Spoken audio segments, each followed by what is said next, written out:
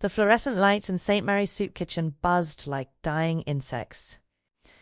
I kept one hand on Miguel's shoulder as we shuffled forward in line, his small body radiating heat that had nothing to do with the overcrowded room. Fever. Again, the children's Tylenol.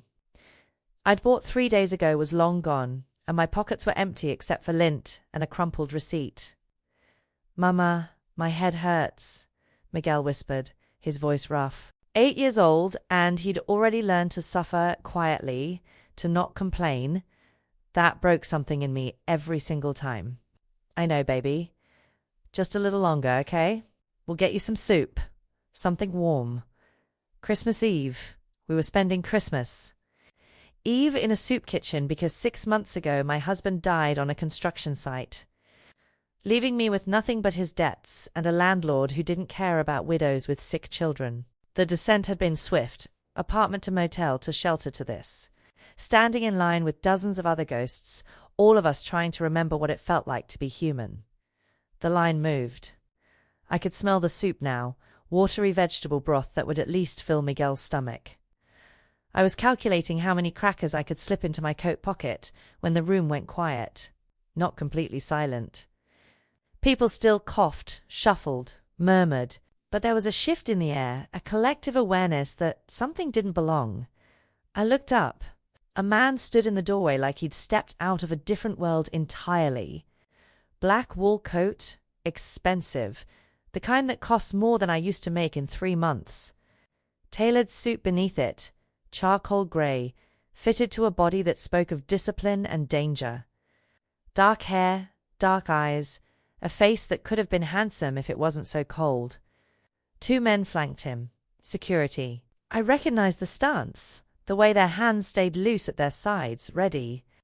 One spoke into his wrist, scanning the room with professional paranoia. The man in the expensive coat scanned the crowd with methodical precision. Then his eyes locked on mine and my breath caught. There was something predatory in that gaze, something that made my survival instincts scream run. He walked toward us. People parted without thinking, creating a clear path. Miguel pressed against my side and I wrapped my arm around him protectively. The man stopped 3 feet away. Up close I could see details. Faint scar through his left eyebrow, shadow of stubble along a sharp jaw, eyes so dark they looked black. He smelled like bergamot and something smoky. Expensive cologne that didn't belong in a room that reeked of desperation and institutional soup. "Elena Rodriguez," he said. Not a question.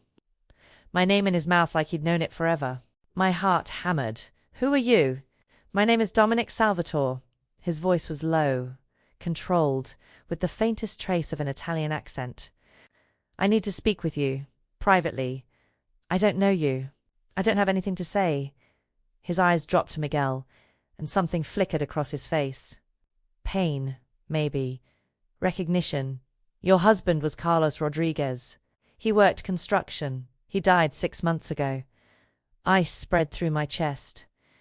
"How do you know that?" "Carlos owed me money." He said it calmly, like discussing the weather. "A gambling debt. $15,000. Oh, God. Another debt I didn't know about. Another piece of Carlos's secret life coming back to destroy what little I had left." "I don't have $15,000, I said, my voice shaking. "I don't have anything. So if you're here to collect, I'm not here to collect." Dominic Salvatore pulled a business card from his inner pocket, black with silver embossing. "I'm here to offer you a job." I stared at him, waiting for the punchline. "My son disappeared 3 months ago. He's 5 years old. Police have found nothing. Private investigators have found nothing. But I've heard about you, Elena. About your gift." My blood ran cold. "I don't know what you're talking about. You used to help police find missing people. Runaways, mostly. You'd look at a case file and see things others missed. You'd find them when everyone else had given up." His dark eyes bored into mine. "You stopped after Miguel was born. But you still have the ability, Carlos." That bastard must have told someone, and word had traveled to this dangerous man who stood in a soup kitchen like a king surveying his kingdom. "That was years ago," I whispered. "I can't find my son." Dominic's voice dropped lower, urgent. 30 days. That's all I'm asking.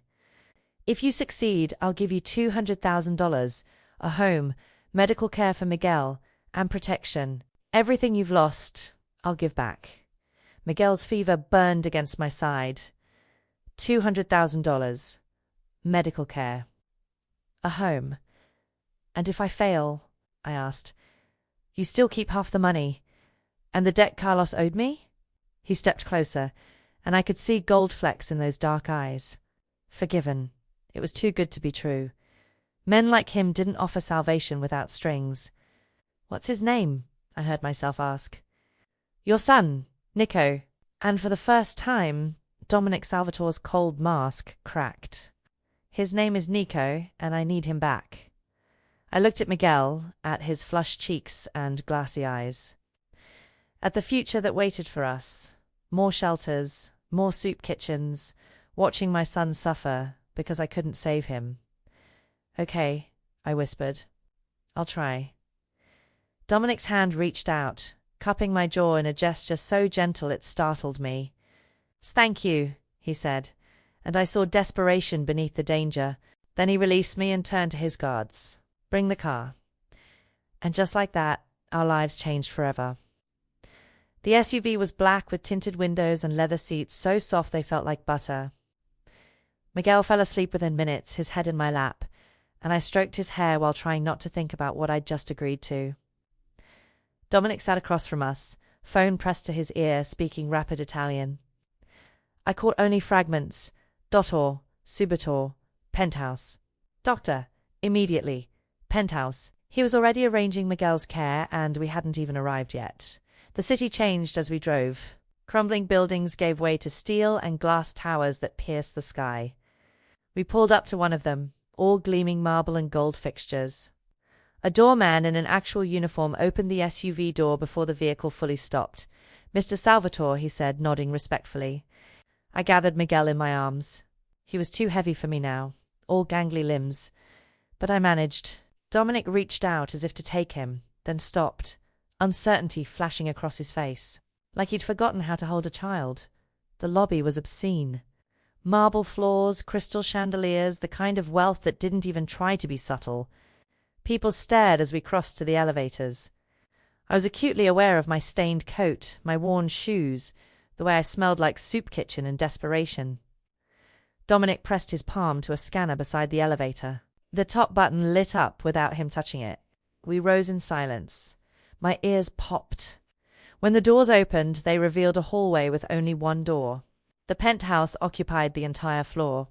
I stepped into a space that redefined everything I understood about living. Floor-to-ceiling windows overlooked the city, making it look like a carpet of stars. The furniture was sleek, modern blacks and silvers and greys, everything expensive and untouchable. Abstract art on the walls, the kind I'd seen in museum brochures Miguel brought home from school field trips I could never afford to chaperone. The doctor is waiting in the guest room, Dominic said, gesturing down a hallway. This way. I followed him past closed doors, my footsteps silent on plush carpet. He opened one to reveal a bedroom larger than our old apartment. A man in his 60s with kind eyes and a leather medical bag stood beside the bed. Dr. Russo, Dominic said. This is Elena Rodriguez and her son, Miguel. I laid Miguel on the bed, God. The mattress was softened, stepped back. Dr. Russo examined him with gentle efficiency, asking questions I answered while Dominic stood in the doorway watching. Pneumonia, Dr. Russo finally said, his accent thick. Not severe, but it needs antibiotics immediately. I'll have them delivered within the hour. Pneumonia. The word hit me like a fist. If I'd waited another week, if I'd kept standing in soup kitchen lines instead of getting Miguel real help. Thank you, I whispered, my voice cracking. Dr. Russo patted my hand. He'll be fine now, Mrs. Rodriguez. Mr. Salvatore takes very good care of those under his protection. Under his protection. Like we belong to him now. After Dr. Russo left, a woman appeared, 50s, severe face, steel grey hair in a tight bun. This is Maria, Dominic said. She manages the household. Maria! Please show Mrs. Rodriguez to her room and make sure she has everything she needs. Maria's eyes swept over me with thinly veiled disapproval, but she nodded. This way. My room was next to Miguel's. More luxury. King-sized bed, marble bathroom, a walk-in closet filled with clothes. I stared at the dresses, blouses, jeans all in my size. How did he know? I asked. Maria's expression didn't change. Mr. Salvatore is very thorough. She left me alone. I showered in water pressure that felt like heaven, scrubbing away months of grime and shame. Found silk pajamas that fit perfectly. When I checked on Miguel, he was sleeping peacefully, his breathing already easier. I should have felt grateful, safe. Instead, I felt like a bird in a golden cage. I found Dominic in his office down the hall. He stood at the window, hands clasped behind his back, staring at the city below. I need to see the files, I said from the doorway. Everything you have on Nico's disappearance. He turned, and something shifted in his expression when he saw me in the silk pajamas, my hair still damp. Now? You're paying me to find your son, so let me start working. A ghost of a smile touched his lips. He moved to a wall, pressed a hidden panel, and it slid open to reveal shelves packed with file boxes. My breath caught. This is all 3 months of investigation. Police reports, witness statements, security footage, everything. He pulled down the first box, set it on the massive desk. I've read it all 100 times. But maybe you'll see what I couldn't. I sat in the leather chair, opened the first file. A photo slipped out. A little boy with dark curls and darker eyes, grinning at the camera with gap-toothed joy. My chest tightened. He looks like you, I said softly. Everyone says that. Dominic moved behind me, reading over my shoulder, close enough that I could smell his bergamot cologne, feel the heat of his body. Tell me what you see. I forced myself to focus on the files, not on his proximity. Police report from the mall. Nanny's statement. Security footage stills showing Nico walking toward the food court. Then nothing. The nanny, I said, pulling out her interview transcript. She says she looked away for just a second here. But in the second interview, she says maybe a minute. And here I pointed to another inconsistency. Dominic leaned closer, his hand bracing on the desk beside mine. Our fingers nearly touched. You see it too, he murmured, his voice rough. I thought I was imagining it. She's lying, I said, looking up at him. The question is why? Our faces were inches apart. I could see the exhaustion in his eyes, the grief, the desperate hope. His gaze dropped to my mouth. I'm going to find him, I whispered. I believe you, he said, and when his hand covered mine, warm and strong, I didn't pull away. I spent 3 days interviewing everyone connected to Nico's disappearance. Dominic arranged it. All people appeared when I needed them. Documents materialized. Doors opened. The power he wielded was both frightening and intoxicating. The nanny, Sophia, arrived first. Early 20s, pretty in a nervous way, hands that wouldn't stop fidgeting. I met her in the penthouse living room while Dominic watched from his office doorway, silent and predatory. Tell me about that day, I said gently, offering her tea she didn't touch. Sophia's story matched her statement. Mostly. She'd taken Nico to the mall, his favorite place. They'd been shopping for birthday presents. She'd stopped to check her phone just for a second, and when she looked up, he was gone. What were you checking? I asked. A text message. From my boyfriend. What did it say? Her eyes darted to Dominic, then back to me. I don't remember. Something about dinner. I could see it in the way her pupils dilated, the slight flush on her neck.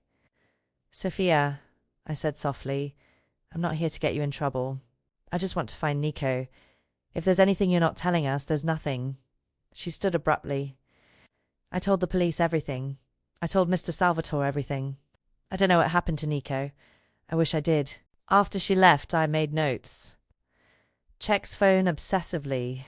Scared. Lying about the text message. Next came Vincent Moretti, Dominic's business partner. 50s, expensive suit, too white smile. He kissed my hand when we met, held it a beat too long. Terrible business with little Nico, he said, settling into the sofa like he owned it. Dominic's been a wreck. We all have. That boy was the light of his life. Were you close with Nico? Oh, yes. I'm his godfather, actually. Used to bring him presents, take him to ball games. Vincent's eyes gleamed. Has Alina made any progress with the investigation?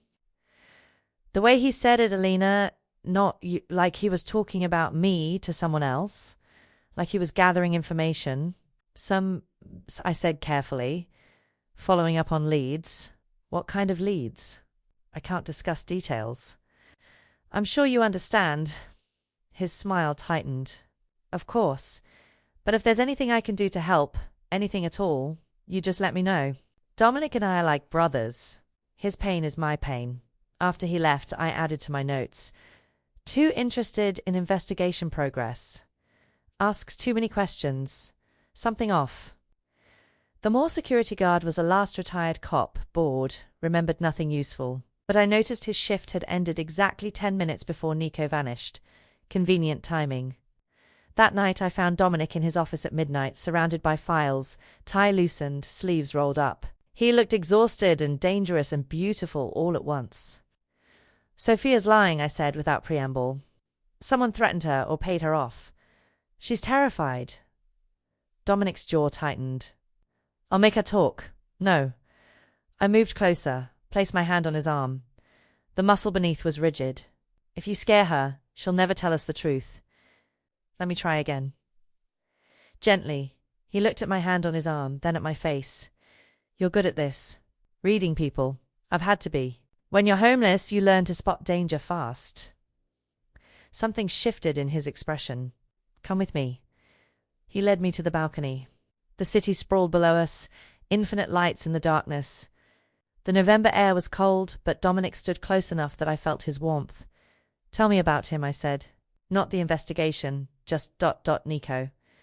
Dominic was quiet for a long moment. Then he laughs with his whole body.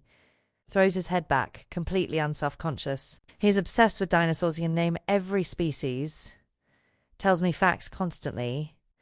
And during thunderstorms, he climbs into my bed, presses against my side, asks me to tell him stories until he falls asleep. His voice cracked on the last word. He's afraid of the dark? I asked softly. Is. Dominic's hands gripped the railing. I don't know what tense to use anymore. Don't know if he's safe, if he's scared, if he's alive, I said with certainty I didn't know I possessed. I can feel it. Dominic turned to me, hope and desperation warring in his dark eyes. How? Because you'd know if he wasn't. A father would know. His hand covered mine on the railing, and this time neither of us pretended it was accidental. Tell me about Miguel, he said, about his father. So I did. I told him about Carlos, the charming construction worker who'd swept me off my feet at 22. The slow realization that he gambled, drank, lied. The relief I'd felt when he died followed immediately by crushing guilt. The descent into poverty because Carlos had secret debts I never knew about. I failed Miguel, I whispered. I couldn't keep him safe. Couldn't even keep a roof over his head. You kept him alive, Dominic said fiercely. You stood in soup kitchen lines, sacrificed everything. That's not failure, Alina. That's love. Tears burned my eyes. When Dominic pulled me against his chest, I didn't resist. His arms wrapped around me, solid and warm, and for the first time in months, I felt safe. We're going to find your son, I said against his shirt. I promise. I know, his lips pressed against my hair. Because I have you now. And standing there in his arms, the city glittering below us, I realized I was falling for this dangerous man who'd pulled me from the wreckage of my life. God help me. I was falling hard. I found Sophia's address in Dominic's files, a small apartment in a neighborhood, where graffiti decorated every surface and security bars covered windows. I went alone, against Dominic's protests, carrying coffee and pastries like a peace offering. Sophia answered the door in sweatpants and a faded t-shirt, eyes red-rimmed. When she saw me, fear flashed across her face. Please, I said quickly. I'm not here to threaten you. I just want to talk. Just us. No Dominic, no guards. Just two women. She hesitated, then let me in. The apartment was tiny but clean. Photos of a younger girl covering one wall. Her sister, I guessed. We sat at a kitchen table scarred with cigarette burns. I know someone forced you, I said gently, pushing the coffee toward her. I know you're scared. But Sophia, Nico is 5 years old. He's been gone for 3 months. Whatever you're afraid of, I need you to be braver. Her hands shook as she picked up the coffee. You don't understand. They'll kill her. They showed me pictures of Maria at school, walking home, sleeping in her bed. They know everything. Who? Who threatened you? Tears spilled down Sophia's cheeks. A man. He approached me 2 weeks before it happened. Outside my apartment, just standing there. He knew my name, Maria's name, our address. He showed me photos of her and said if I didn't cooperate, he'd make her disappear, that I'd never find her body. My stomach turned cold. What did he want you to do? Take Nico to the mall. To the food court specifically, at exactly 2:15. Then check my phone and look away for 60 seconds. That's all. Just 60 seconds. Her voice broke. When I looked up, Nico was gone. And that man, he texted me a photo of Maria safe at school, and $10,000 appeared in my account. And I knew if I ever told anyone, she'd die. I reached across the table, took her trembling hand. You're telling me now, because I can't sleep anymore, because I see Nico's face every time I close my eyes.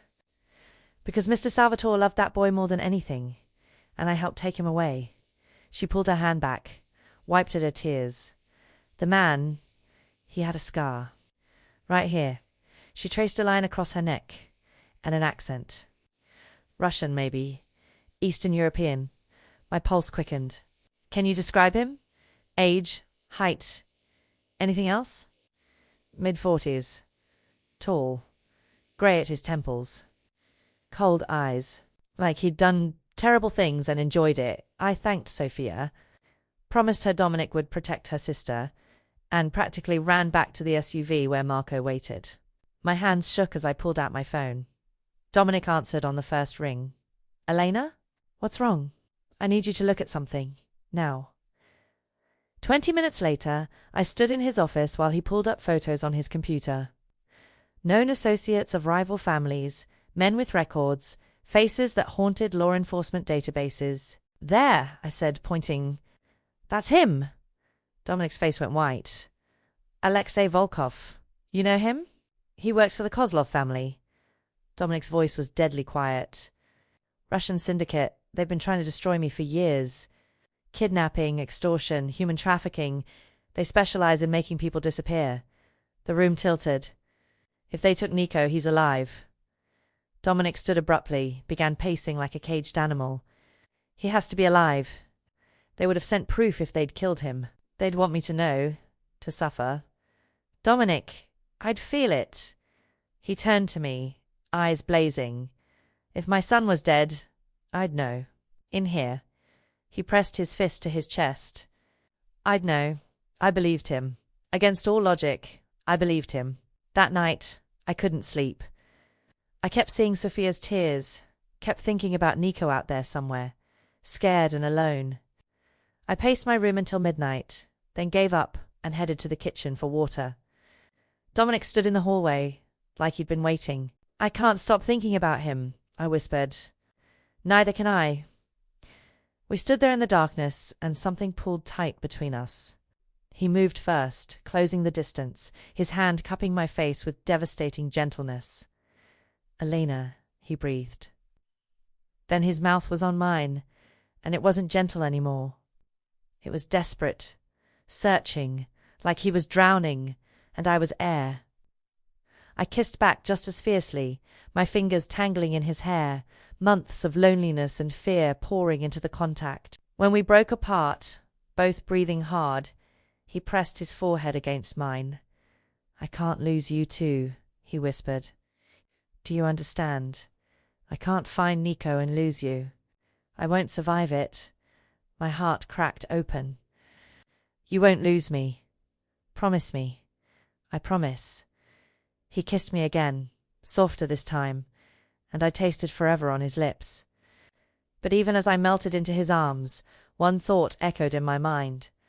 The Kozlovs had Nico, and men like that didn't give back what they stole. Not without a war.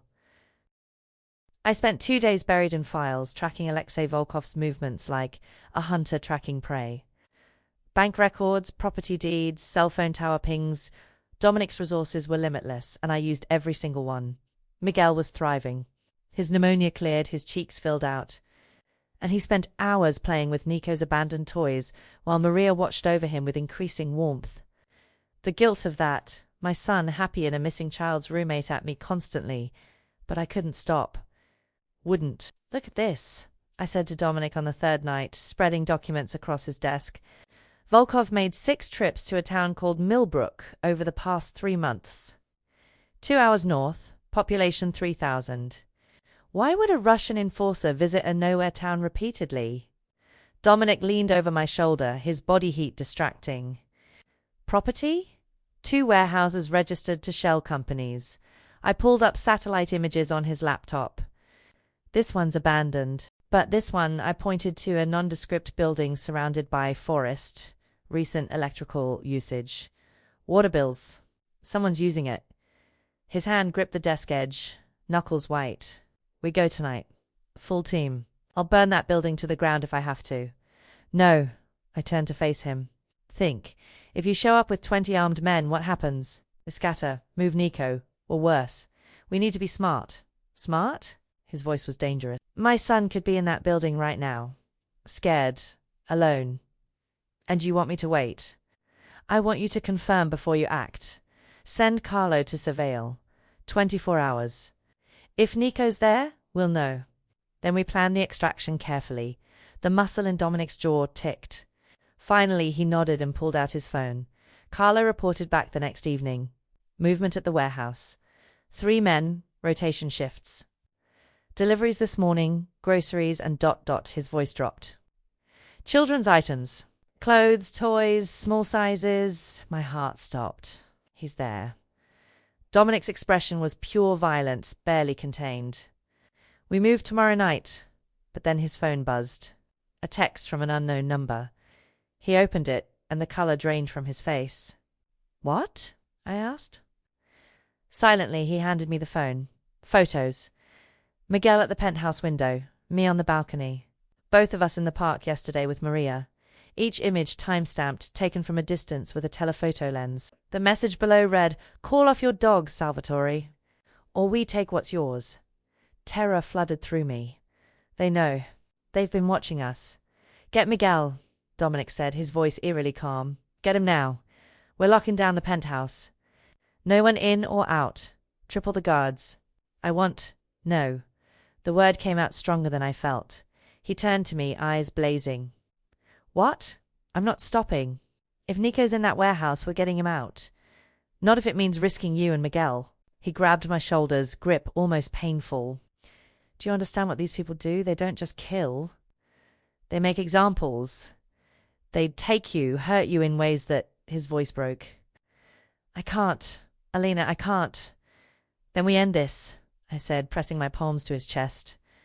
Together, we get Nico back, and the Kozlovs lose their leverage. You don't know what you're asking. Yes, I do. You think I haven't seen violence? I grew up in neighborhoods where people disappeared, where women learnt to walk with keys between their fingers. I'm not some fragile thing that needs protecting. You are to me, he said fiercely. You and Miguel, you're everything. If something happened to you because of my world, my enemies, nothing will happen because we're going to be smart, strategic, like you've always been. I gripped his shirt. But I won't hide. I won't let fear win. And I won't leave Nico out there one more day than necessary. Dominic stared at me, something warring behind his eyes. Then he pulled me against him, arms like steel bands, his face buried in my hair. I'm falling in love with you, he whispered, and it terrifies me more than any enemy ever has. My breath caught. Dominic, no, let me say it. I'm falling in love with you, Elena Rodriguez. And if loving you means letting you be brave even when it destroys me with fear, then that's what I'll do. Tears burned my eyes. I pulled back, looked up at him. We're getting your son back. I promise you. Our son, he said quietly. If you're staying, if we're doing this together, then he's our son. Miguel too. We're a family now. The word settled over me like a benediction. Family. Okay, I whispered. Then let's bring our boy home. He kissed me then, hard and possessive, and I kissed back with equal intensity. When we broke apart, his eyes had gone cold and calculating, the mafia boss reasserting control. Carlo continues surveillance, he said. We plan the extraction for 48 hours from now. And you and Miguel stay in the penthouse. Surrounded by guards every second. Agreed. But as I left his office, my phone buzzed. Another photo. It's one of Miguel's sleeping, taken through his bedroom window. Tonight. They were coming tonight. I ran back to Dominic's office, heart hammering. He took one look at my face and was on his feet. What happened? I showed him the photo. Miguel, sleeping peacefully, taken from outside his window, 20 floors up. How? I whispered. We're on the top floor. How did they drone? Dominic was already moving, barking orders into his phone. Marco, lock down Miguel's room now. Get him to the safe room. Elena too. No, I said.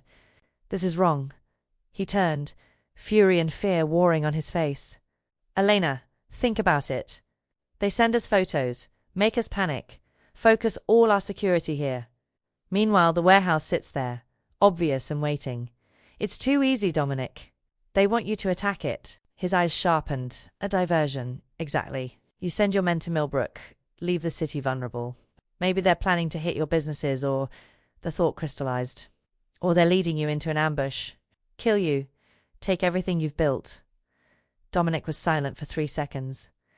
Then, Carlo, change of plans. Send a small team to the warehouse.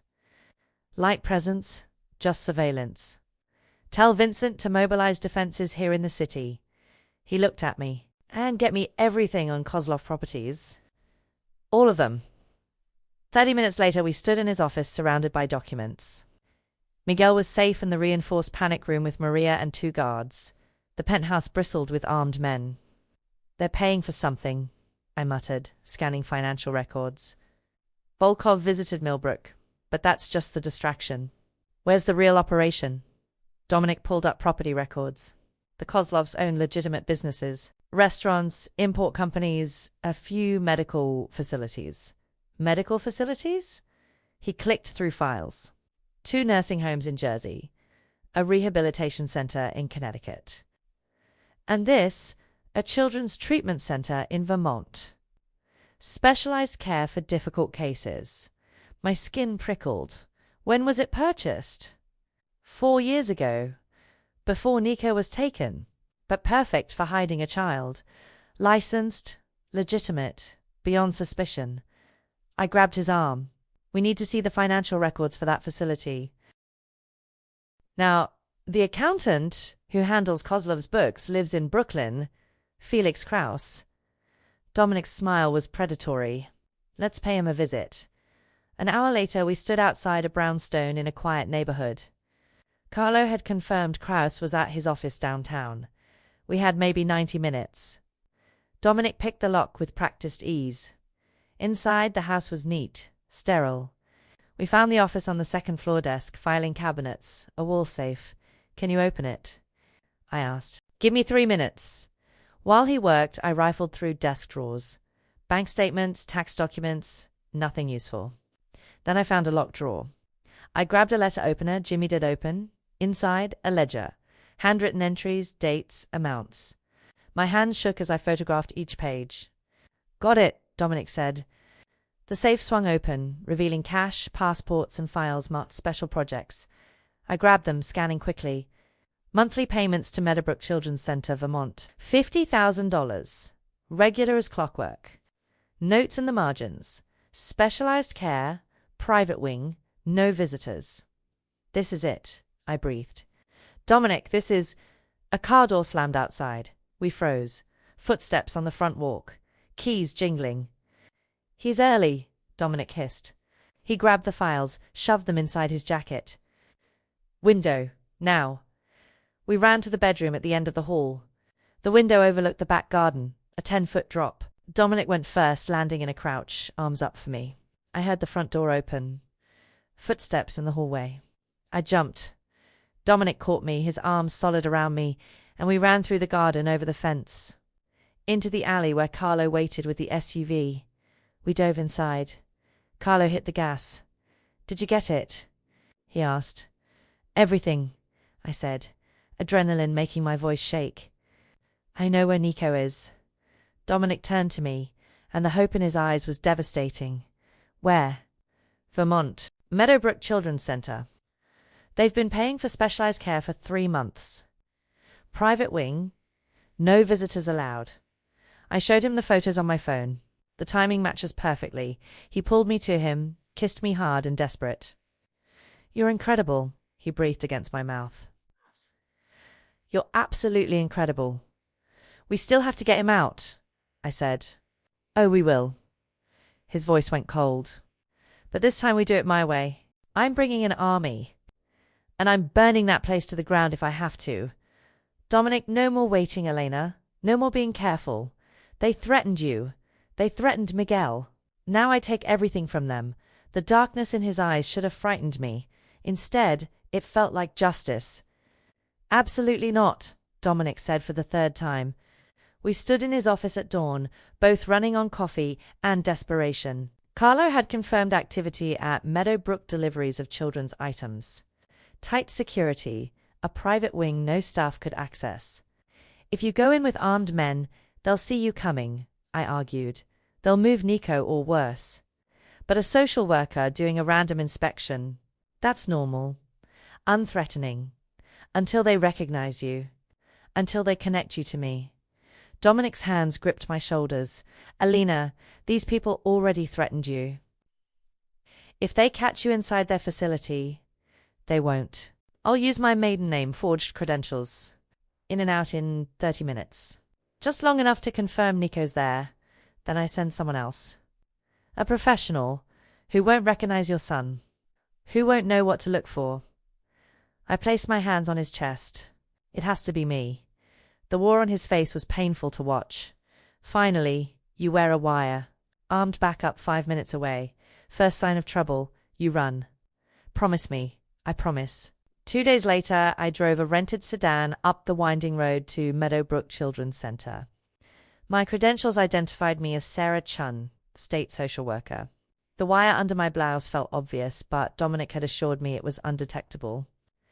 The facility was beautiful, sprawling grounds, cheerful yellow buildings, children playing outside, normal, safe. Except it wasn't. Mrs. Patterson, the director, met me at reception. 60s, expensive suit, smile that didn't reach her eyes. Ms. Tun, what a surprise. We weren't expecting an inspection. Random audit, I said smoothly, showing my fake credentials. Just routine. I need to tour the facilities, check your documentation. Her smile tightened. Of course, though I should mention, we have several children with special needs who don't respond well to strangers. Perhaps we could schedule. This will only take an hour. She led me through bright hallways lined with children's artwork.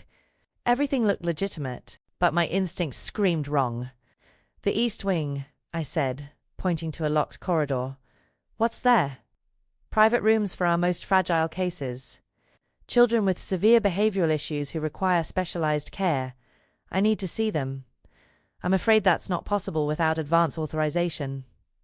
Some of these children become violent when, Mrs. Patterson, I can either complete my inspection now, or I can return with police and a warrant. Your choice. Her eyes went cold. Very well. She led me down the locked corridor.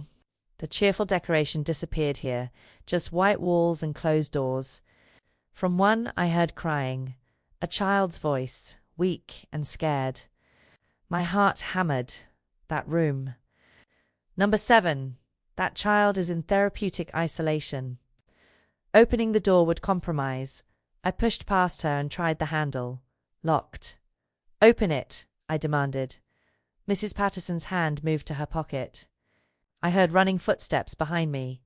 Too late I realized my mistake. 2 men appeared security, but not the friendly kind. The kind who knew how to hurt people. Ms. Chun, Mrs. Patterson said, her voice syrupy. Or should I say Mrs. Rodriguez? Mr. Kozlov thought you might come. Terror flooded through me. I reached for my phone, managed to send one text to Dominic. He's here. East Wing, room 7. Bring everyone. Then a guard yanked the phone away, crushed it under his boot. Mr. Kozlov has a message for Dominic Salvatore, Mrs. Patterson continued. If he wants his son back, he'll trade his entire territory. Every business, every asset, everything he's built. He has 24 hours to decide. He'll never... Oh, he will, because if he doesn't, we'll send him pieces of you first. Then the boy. They dragged me down the hallway, threw me into a storage room. The door slammed, lock clicking. I pounded on it, screaming, but no one came. Through the walls I heard that child crying. Nico, so close and yet impossible to reach. My wire was still transmitting. Dominic would have heard everything. He'd come. But what choice would he make? His empire or his son? Me or everything he'd built? And Miguel guard. Miguel was back at the penthouse, probably scared, wondering where I was. I'd promised Dominic I wouldn't get caught. I'd promised Miguel I'd come home. Now I didn't know if I could keep either promise. The crying continued through the walls, and I pressed my hands against the door, tears streaming down my face. Hold on, Nico, I whispered. Your papa's coming. Just hold on. Dominic heard every word through the wire. Elena's capture, the threat, the lock clicking shut. Then silence, except for distant crying that tore his heart in half. Nico. His son was in that building. And so was the woman he loved. Mobilize everyone, he said, his voice deadly calm. 20 men, full tactical gear. Carlo, get helicopters. Marco, call Detective Santos, tell him there's a child trafficking operation in Vermont, and we have evidence. I want police sirens everywhere. Boss, if we bring police, Marco started. The Kozlovs get arrested or they get buried. I don't care which. But I'm getting my son and Elena out of there, and anyone who stands in my way dies. The drive took 90 minutes. Dominic spent every second planning, checking weapons, listening to the wire for any sound of Elena. She'd gone quiet. That terrified him more than anything. They hit Meadowbrook at sunset, helicopters thundering overhead, SUVs screaming up the driveway. Police arrived simultaneously. Santos owed Dominic favors, and this was collection time. Dominic didn't wait for strategy. He crashed through the East Wing entrance, gun drawn, 2 men flanking him, staff scattered. A guard reached for his weapon. Dominic shot him in the shoulder before he cleared leather. Where's room 7? He roared at a cowering nurse. End of the hall, but he was already running. The door was reinforced steel. Dominic shot the lock 3 times, kicked it open. Inside, huddled in the corner on a small bed, was a little boy with dark curls and eyes that looked exactly like his own. Time stopped. Nico? His voice broke on his son's name. The boy stared, confusion and fear warring on his thin face. 3 months of captivity had hollowed his cheeks, but those eyes, those were still his son's eyes. Papa? Nico whispered, like he was afraid to believe. Dominic crossed the room in 2 strides, fell to his knees, and pulled his son into his arms. Nico was so small, so fragile, and Dominic couldn't breathe past the sob that tore from his chest. I've got you, he choked out. I've got you, baby. I'm here. Papa's here. Nico's arms wrapped around his neck, and he started crying deep, wrenching sobs that shook his whole body. Dominic held him tighter, tears streaming down his own face. Boss! Carlo appeared in the doorway. We need to move. Kozlov's men are regrouping. Where's Elena? Dominic demanded, not letting go of Nico, still searching. Find her. Now. He handed Nico to Carlo. Get him to the helicopter. Don't let him out of your sight. Papa, no! Nico screamed, reaching for him. I'm coming right back, I promise. But I need to find someone first. Someone very important. Then he was running through the facility, kicking down doors, rage and terror fueling every step. Staff pointed him toward the storage wing-locked rooms where they kept difficult visitors. He found her in the third room. Hands bloodied from pounding on the door, face streaked with tears. "Elena!" She looked up, and the relief in her eyes nearly broke him. He cut through her zip-tie restraints, pulled her against him. "Are you hurt? Did they—" "I'm fine. Nico. Safe. Carlo has him." He cupped her face, searched her eyes. "I thought I lost you. You didn't. You came. Always," he said fiercely. "I'll always come for you." Gunfire erupted outside. Kozlov's reinforcements arriving. Police sirens wailed. "We need to go," Dominic said, taking her hand. They ran through smoke and chaos, guards firing, police shouting. Dominic shielded Elena with his body, returning fire when necessary. They burst outside where the helicopter waited, rotors spinning. Carlo sat inside, Nico wrapped in a blanket on his lap. When Nico saw Dominic, he reached for him with desperate hands. Dominic lifted Elena into the helicopter first, then climbed in and took his son back. Nico burrowed against his chest, and Elena pressed against his other side. As they lifted off, Dominic watched Meadowbrook shrink below police flooding in, Kozlov's men surrendering or running. It was over. Looked down at Nico, then at Elena, her hand gripping his. "Is she my new mama?" Nico asked in a small voice. Dominic's eyes met Elena's. She nodded, tears streaming. "Yes," he said. "If she'll have us." "Forever," Elena whispered. And as the helicopter carried them home, Dominic finally let himself believe in impossible things. His son was safe. The woman he loved was beside him. They were family. But through the window, in the chaos below, a black sedan peeled away from Meadowbrook. Victor Kozlov, escaping into the night. The war wasn't over. Not yet. The penthouse became a fortress. Guards tripled, security cameras covered every angle, and Dominic refused to let any of them out of his sight for the first week. Nico clung to him constantly. He'd wake screaming from nightmares, and Dominic would carry him through the apartment until dawn, murmuring promises in Italian. The boy was terrified of closed doors, locked rooms, being alone. Miguel understood in the way only another child could. He'd sit beside Nico during the worst moments, not talking, just being there. Slowly, carefully, they became brothers. I arranged therapists for both boys. Dr. Morrison was patient and kind, specialized in childhood trauma. She said Nico's recovery would take time, but he was resilient. Strong. Like his father. 2 weeks after the rescue, I found Dominic on the balcony at midnight, staring at the city. "Can't sleep?" I asked, wrapping my arms around him from behind. "I keep thinking about how close we came to losing him." "Another day, another hour, ... His voice was raw. "If you hadn't found him, Elena, if you hadn't been brave enough to walk into that facility. But I did. And he's safe now." He turned in my arms, pulled me close. "The Kozlovs are in chaos. Federal raids hit their operations across 3 states, but Victor escaped. My sources say he's in hiding, planning something." Fear whispered through me. "You think he'll come back?" "I know he will. Men like Victor don't forgive. They don't forget." His hands framed my face. "That's why I need to ask you something." My heart hammered. "What?" "Stay with me. Not because of the deal we made. Not because of the money. Stay because you want this life. Me, Nico, all of it. Dominic, I love you.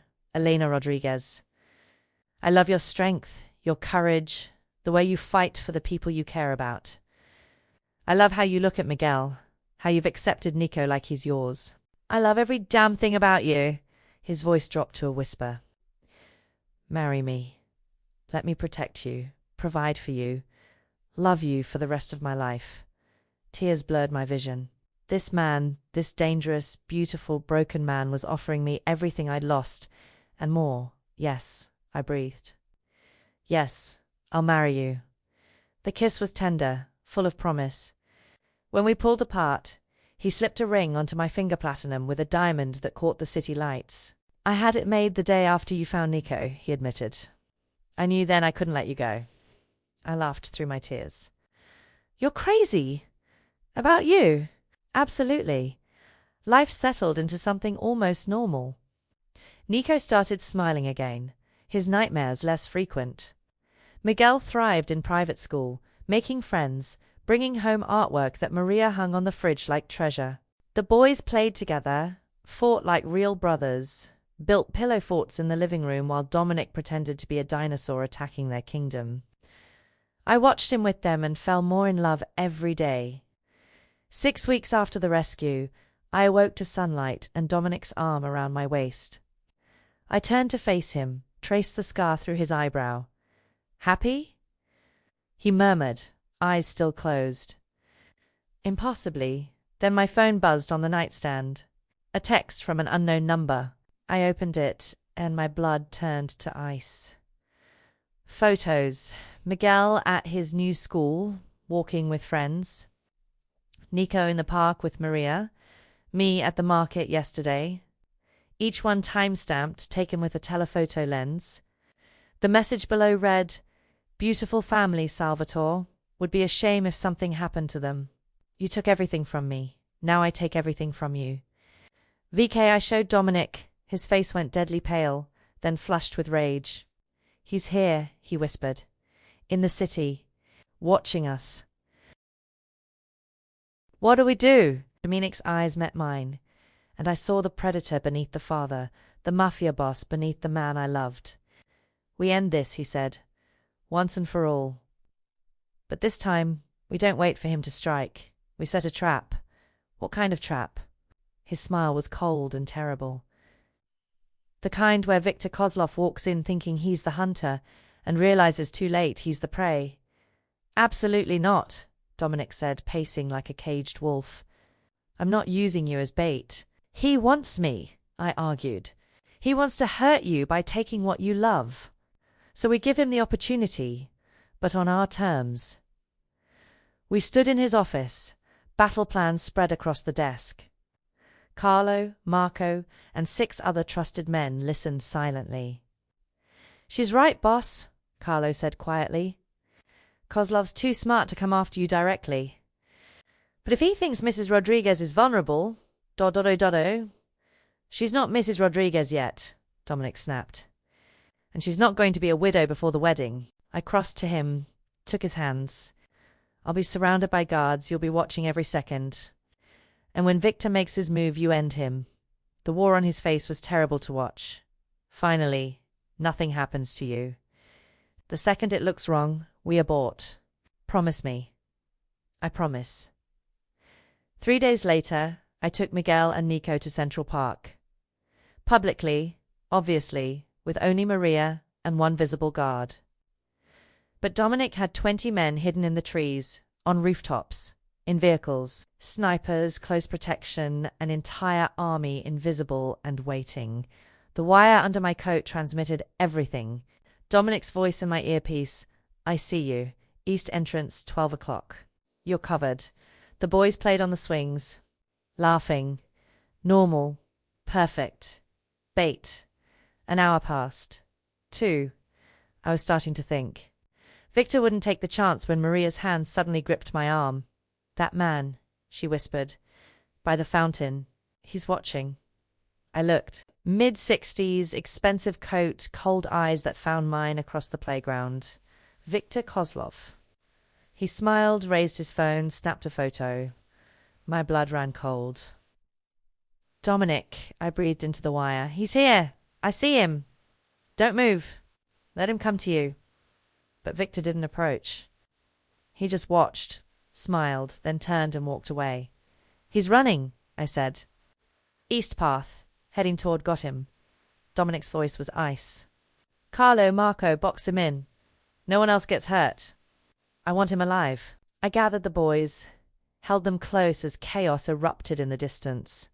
Shouts, running footsteps, a brief scuffle, then silence. Dominic's voice. "We have him. Come to the parking garage." North entrance. When I arrived with the boys and Maria, Victor Kozlov knelt on the concrete, hands zip-tied, surrounded by armed men. Dominic stood over him, fury radiating from every line of his body. "You threatened my family," Dominic said quietly. "My children. My woman. Give me one reason I shouldn't kill you right now." Victor spat blood. Go ahead. My organization will. Your organization is rubble. Your assets frozen. Your men arrested or dead. You have nothing left. I stepped forward, the boys behind me. You have one choice. Call off any remaining vendetta. Tell what's left of your people that the Salvatore family is untouchable. Do that, and you live. In a federal prison, Dominic added. I've arranged charges. Trafficking, kidnapping, racketeering. You'll die in a cell, forgotten. But you'll die eventually. Not today. Victor looked between us, saw the united front, and something broke in his eyes. Fine, he whispered. You win. The police arrived 10 minutes later. Detective Santos with federal agents. They took Victor away in chains, and I watched the man who'd terrorized us disappear into a future of concrete and bars. It's over, Dominic said, pulling me against him. It's really over. 6 months later, I woke to chaos. The good kind. Miguel and Nico jumped on our bed, shrieking about pancakes and cartoons. Dominic groaned, pulled a pillow over his head, then emerged laughing to tackle both boys. They'd stopped calling him Mr. Dominic 3 months ago. Now it was Papa, said with easy love that made my heart overflow. Through the bedroom door I heard Maria singing in the kitchen, smelled coffee and bacon, heard the sounds of home. Dominic caught my eye over the boys' heads, and the love there stole my breath. Later, after breakfast, after the boys ran off to play, he found me on the balcony. Sunrise painted the city gold, washing away all the darkness we'd survived. Mrs. Salvatore, he said, wrapping his arms around me from behind. We'd married last month. Small ceremony. Just family. Mr. Salvatore, I smiled. Happy? Impossibly. He turned me in his arms, and the possessiveness in his eyes still made my stomach flip. You saved me, he said. In that soup kitchen, I was dead inside, just going through motions. Then you walked into my life, gave me back my son, gave me a family, gave me everything. You saved me too, I whispered. You gave us a home, safety, love, and I'm never letting you go, he said fiercely. You belong to me, Elena. You and Miguel and Nico, mine to protect, mine to love. Forever. The words should have felt like chains. Instead, they felt like freedom. Forever, I agreed. And as he kissed me, the sun rising over the city we'd fought so hard to keep safe, I knew we'd found what we'd both been searching for. Not just love, not just safety, but home.